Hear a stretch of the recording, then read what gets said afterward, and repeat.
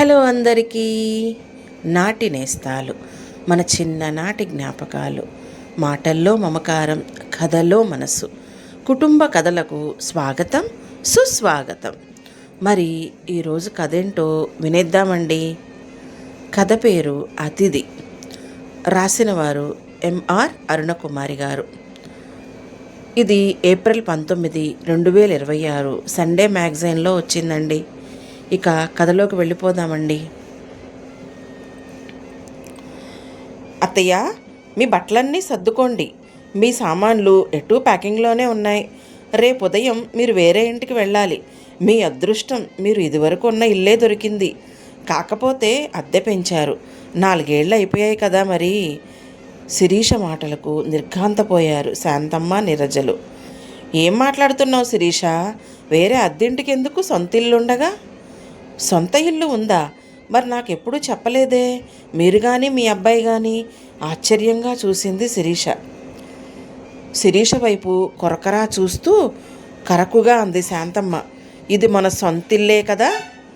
అవునత్తయ్య, సొంతిల్లే, కానీ మనది కాదు, మా అమ్మ సొంతిల్లు. చివరి వాక్యం ఒత్తి పలికింది శిరీష. మీ అమ్మదైతే నీది కాదా? నాదెలా అవుతుంది అత్తయ్య? అమాయకంగా అడిగింది. మా అమ్మ వాళ్ళ పుట్టింటి వాళ్ళు పసుపు కుంకాలకనిచ్చిన పొలం అమ్మేసి ఈ ఫ్లాట్ కొనుక్కుంది. ఏదో దయతలిచి నన్ను ఉండమంది, అంతే. నువ్వు దయతలిచి మమ్మల్ని ఉండమన్నావా? కోపంగా అడిగింది శాంతమ్మ. లేదు, నేను కాదు, మా అమ్మే చెప్పింది. పెళ్లి సంబంధం మాట్లాడేందుకు మీ ఇంటికి వచ్చినప్పుడు చూసింది కదా. పెళ్ళయ్యాక నన్ను శతపోరింది. పాపం మీ అత్తయ్య ఆడపడచ్చు ఆ చిన్న ఇంటిలో, ఆ ఇరుకు గల్లీలో ఎలా ఉంటారు? ఇక్కడికి వచ్చేయమను అని. అందుకే మిమ్మల్ని ఇక్కడికి రమ్మన్నాను, కానీ నాకైతే ఇష్టం లేదు, నిక్కచ్చిగా చెప్పింది శిరీష.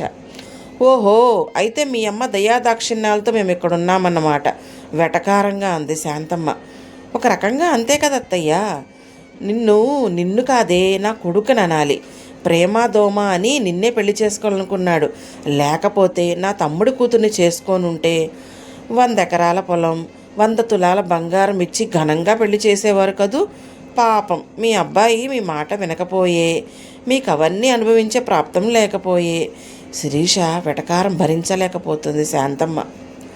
ఉన్న పొలమంతా మామయ్య గారు తాగుడుకు పేకాటకు తగలేస్తే ఉంటున్న ఇల్లు అమ్మి కూతురి పెళ్లి చేసి పొట్ట చేత పట్టుకొని పట్నం వచ్చారని, కొడుకు కష్టపడి చదువుకొని టీచర్ ఉద్యోగం సంపాదించుకున్నాడని ఎవరో చెప్పగా విన్నాలే. ఆ మధ్య వచ్చిన మీ చెల్లెలే చెప్పారు. మీరే స్వయంగా వెళ్ళి అడిగినా ఒక బడిపంతులు కూతుర్ని ఇచ్చేది లేదని, సాఫ్ట్వేర్ ఇంజనీర్కే ఇస్తానని మీ తమ్ముడు అన్నారట కదా, మర్చిపోయారా? అదంతా ఎందుకు? మీ అమ్మకు లింగులిటుకుమంటూ నువ్వు ఒక్కతివే కూతురివి. మీ అమ్మ ఆస్తి నీది అన్నయ్యది మాది కాకుండా పోతుందా? నీరజ గట్టిగా అడిగింది. నీరజమ్మ, మీరు లా పాయింట్లు మాట్లాడాల్సింది ఇక్కడ కాదు, మీ అత్తగారింట్లో, చురుకుగా చూసింది. అంటే నేను మొగుడిని వదిలేసి వచ్చాననే కదా అంటున్నావు? చూసావా అమ్మ, గంపెడు సంసారంలో నన్నిచ్చి నా గొంతు కోశారు. ఆ చాకరీ చేయలేక, ఆ నరకంలో ఉండలేక వచ్చేస్తే ఈవిడ చేత మాటలు పడాల్సి వస్తుంది. నీరజ వలవలా ఏడవసాగింది. అయ్యో, ఏడవకే నా తల్లి, మనమేమీ ఈవిడ గారి సొమ్ము తిని బతకడం లేదు, అన్నయ్య సంపాదన తింటున్నాం కానీ అని కూతుర్ని ఓదార్చి శిరీష వైపు తిరిగింది శాంతమ్మ. అంటే ఏమిటే నీ ఉద్దేశం? నా కూతురుకు మాట్లాడే స్వతంత్రం లేదా? అత్తగారితో ఆడపడుస్తూ వ్యవహరించే పద్ధతి ఇదేనా? అసలు మీ అమ్మ పెంపకాన్ని అనాలి. మా అమ్మ మాట ఎత్తితే బాగుండదు. మీకు అసలు అర్హత కూడా లేదు. డోర్ బెల్ మోగితే వెళ్ళి తలుపు తీసింది శిరీష. బాబుని ట్యూషన్ నుంచి తీసుకొచ్చిన మోహన్ లోపలికి రాగానే శోకాలు మొదలుపెట్టారు తల్లి కూతుళ్ళు. ఒరే మోహను, నీ భార్య మమ్మల్ని ఎన్నెన్ని మాటలు అంటుందో తెలుసా? రేపొద్దున్నే మేము వేరే ఇంటికి వెళ్ళిపోవాలంట. బెక్కచచ్చి చూస్తున్న బాబుని లోపలికి తీసుకెళ్తూ నెమ్మదిగా చెప్పింది శిరీష. మీరు రూమ్లోకి వెళ్ళి తలుపులు వేసుకొని మాట్లాడుకోండి. మీ అరుపులకు బాబు భయపడతాడు. ఆమె కళ్ళల్లో కోపం, మాటల్లో తీవ్రత చూసి ముగ్గురు రూమ్లోకి వెళ్ళిపోయారు. బాబుకి అన్నం తినిపించి తల్లి గదిలో నిద్రపుచ్చి వచ్చింది శిరీష హాల్లోకి. మొహాలు గంటు పెట్టుకొని కూర్చొని ఉన్నారు తల్లి కూతుళ్ళు. మోహన్ ఏమన్నాడో మరి. ఆ రోజు నువ్వే కదా రమ్మన్నావు, ఇవాళ వెళ్ళిపోమ్మంటున్నావు, కారణమేమిటో చెప్పాలి కదా? మోహన్ సూటిగా అడిగాడు. ఏమీ లేదు మోహన్, మీ అమ్మ కోసం చాలా ఖరీదైన అతిథులు, అంటే విదేశాల్లో ఉన్న మా అన్న పిల్లలు, అక్క పిల్లలు వస్తుంటారు కదా. ఇక్కడ పల్లెటూరు బయట మా అమ్మ ఉంటే మీ అమ్మకు చిన్నతనంగా ఉంటుంది. పోనీ అమ్మను ఊళ్ళోనే ఉంచుదామంటే తనకు వయసు అయిపోతుంది. ఆమెను ఒంటరిగా ఆ పల్లెల్లో ఉంచటం ఎందుకు, ఇక్కడే ఉండని అనుకున్నాను. వద్దని మేము అనలేదు కదా, మోహన్ అడిగాడు. ఆమె ఇంట్లో ఆమె ఉండటాన్ని వద్దని మీరెలా అంటారు, చురుగ్గా అంది శిరీష.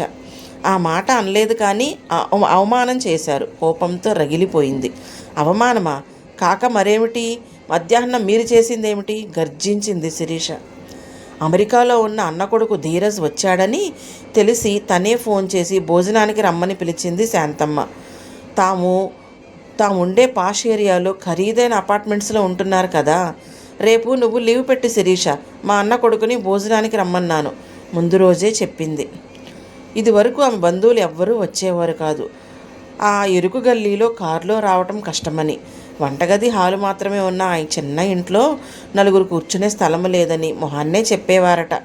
ఇప్పుడు 3 బెడ్రూమ్లు, పెద్ద హాల్తో విశాలంగా ఉన్న తన ఫ్లాట్కు బంధువుల్ని పిలిచి గొప్ప చూపించుకోవాలన్న శాంతం ఉబలాటాన్ని అర్థం చేసుకున్న శిరీష ఎప్పుడూ ఎవరినీ రావద్దనలేదు. తనకు వీలైతే లీవ్ పెట్టేది, లేదంటే సాయంత్రం ఆఫీసు నుండి త్వరగా వచ్చి అతిథుల్ని పలకరించేది. స్కూల్లో పరీక్షలు జరుగుతున్నాయి కాబట్టి మోహన్కు లీవ్ పెట్టడం కుదరలేదు.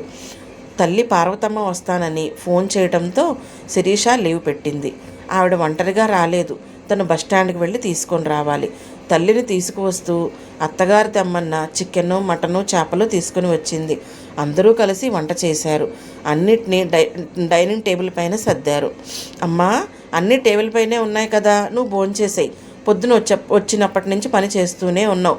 తినేసి కాసేపు పడుకో, బాబుకు అన్నం తినిపించి వస్తాను అంటూ క్యారేజ్ తీసుకొని వెళ్ళింది శిరీష.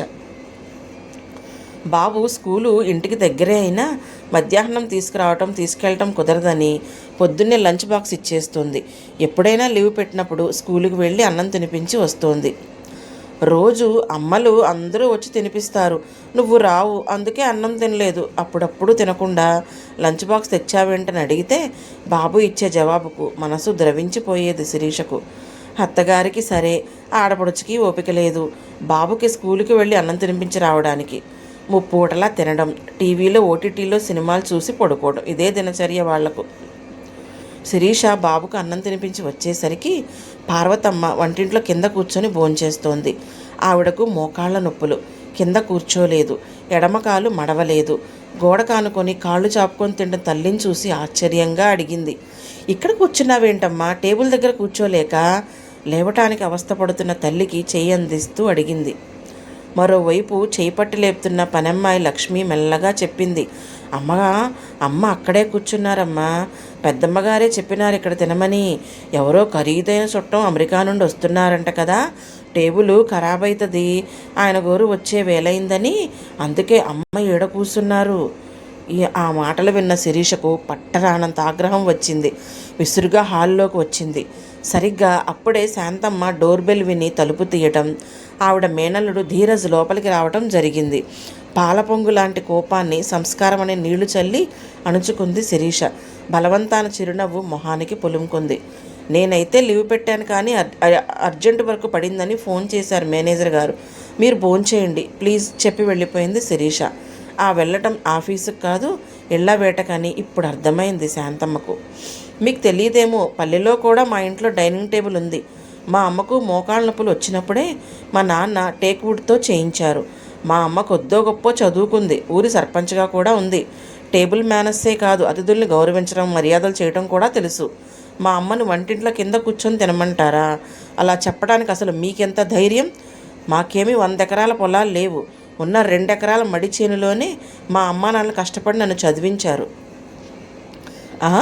ఏమన్నావు నీరజ? లింగులిటుకు మండు నేను ఒక్కత్తనే కూతున్నా. అవును, ఆ కాలంలోనే ఒక బిడ్డ చాలని మా నాన్న ఆపరేషన్ చేయించుకున్నారట. నన్ను అపురూపంగా పెంచారు. నేను చదువుతానన్నంత చదువు చదివించారు. ఉద్యోగం వచ్చింది. నా కష్టార్జితాన్ని నాన్న అనుభవించలేదు. పాము కాటుతో హఠాత్తుగా చనిపోయారు. అమ్మని ఇక్కడికి రమ్మంటే నాన్నతో కలిసిన బతికిన ఇంటిలోనే ఉంటానంది. ఇక్కడ అద్దెళ్లలో నానా అవస్థల పట్టం చూసి తన పొలం అమ్మి ఈ ఫ్లాట్కి డబ్బిచ్చింది. ఈ ఇంట్లోని వస్తువులన్నీ నా కష్టార్జితమే. ఇదంతా అనుభవించే హక్కు మా అమ్మకుంది. మీ మేనల్లుడు ఎవరు అమెరికా నుండి వస్తే మీకు గొప్ప కావచ్చు. అతగాడు మా ఇంటికి వస్తే మా అమ్మ వంటింట్లో కింద కూర్చొని భోంచెయ్యాలా? అతని ఇంటికి అతిథి మాత్రమే, కానీ మా అమ్మ ఇంటికి ఓనరు. బాధ, కోపం, ఆవేశంతో రొప్పుతుంది శిరీష. మీరు రేపు ఉదయం వెళ్ళిపోవాల్సిందే. నేను మా అమ్మతో ఇక్కడే ఉంటాను. మోహన్, నీకు భార్యాబిడ్డలు కావాలంటే ఇక్కడ ఉండు. మీ అమ్మ చెల్లెలే కావాలంటే వాళ్ళతో వెళ్ళొచ్చు. నాకేం అభ్యంతరం లేదు. స్థిరంగా తన నిర్ణయం చెప్పేసి గదిలోకి వెళ్ళిపోయింది శిరీష. కథ మీకు నచ్చిందా అండి? నా కథలు మీకు నచ్చినట్లయితే లైక్ చేసి సబ్స్క్రైబ్ చేసుకోగలరు. మీ శాంతి.